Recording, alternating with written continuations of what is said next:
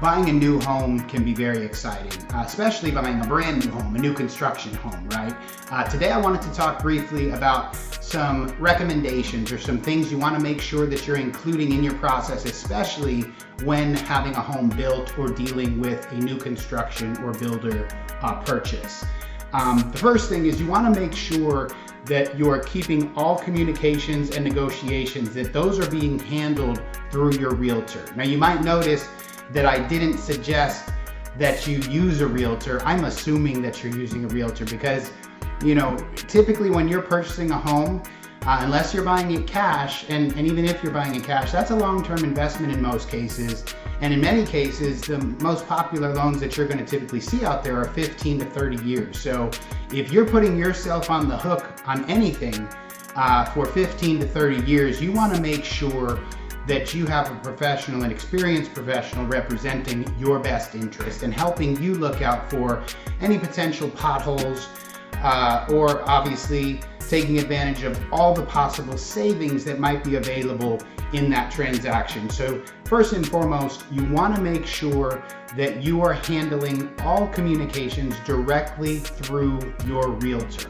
What I sometimes will see happen is throughout the house hunting process, you know, you might be eager to go look at a home and you might want to look at it multiple times. Sometimes your agent may not be available, and not to say that it's necessarily bad for you to go look at a home without your agent, but you want to keep them in the loop. And most importantly, you want to make sure again that when it boils down to your talking price, negotiations, terms, that you keep your agent in the loop with that, because what can sometimes happen is you want to look at this transaction sort of like a game of poker, and if you show your cards and then you later decide that, hey, you know, my realtor recommended this, but you've already let the builder know that you're happy with doing something else, now you've got a cross in communications, and it makes the realtor's job a lot more difficult in negotiating on your behalf because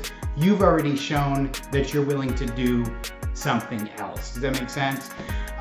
So please, please, please, to save everybody, including yourself, and most importantly yourself, some time, energy, and money, make sure that you are keeping your realtor in the loop and allowing them to do their job. Remember, there's a reason you choose them, and that is because you trust that they're going to negotiate the best they can on your behalf.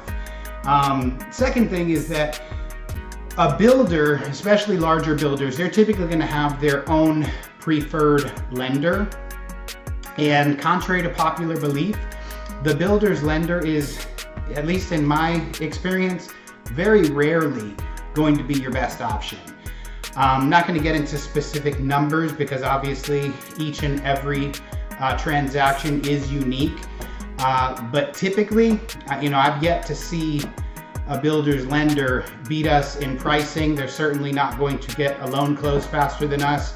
And although builders will many times offer incentives for using their own in-house lender, everything's negotiable. So again, if you go back to my first recommendation and you're keeping those negotiations handled through your agent, you should be doing all your lending and loan comparisons prior to getting into contract. So after you've done your comparisons, you can obviously see, okay, which lender is giving me the best option, and then you can negotiate the terms of those builder or seller concessions. Because remember, just because somebody says that they're only going to do something under certain circumstances, the real negotiations don't really start until you say no, right? So make sure that you are doing your due diligence, allowing your realtor to do their job.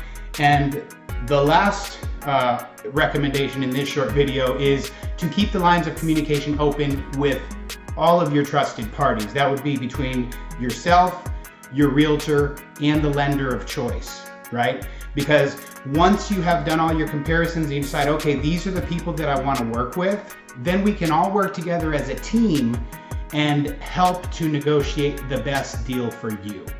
I've seen it happen many, many times in a new build situation where people get anxious, you get excited, obviously, you're getting ready to make a big investment, you're excited about your new home, so you want to go look at it, and you get to talking, right? So you get to talking to the builder's representative, you might inadvertently sign something or agree to something, and again, you later turn around and you have a discussion with maybe myself as your lender or your realtor, and you find out that there's some money that was left on the table, or maybe something you could have negotiated, but because somebody overstepped or missed an opportunity, it's a lot more difficult to renegotiate after you've signed a contract than having done it in the first place, right? So do your due diligence, keep those lines of communication open, make sure to, get your comparisons, get everything in writing, get a fee sheet.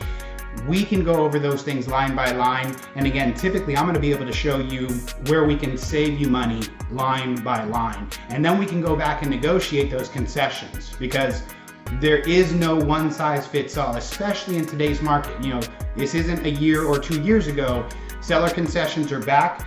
Builders are giving those concessions, and they're giving those concessions with just about any lender. It just boils down to what you are going to negotiate and ask for. You can't expect to get something if you're not asking for it. I hope this helps. If you have any questions, you want to get a loan comparison, please feel free to reach out. Contact information is below, or you could always give us a call at 281-304-6353. I hope you have a great day.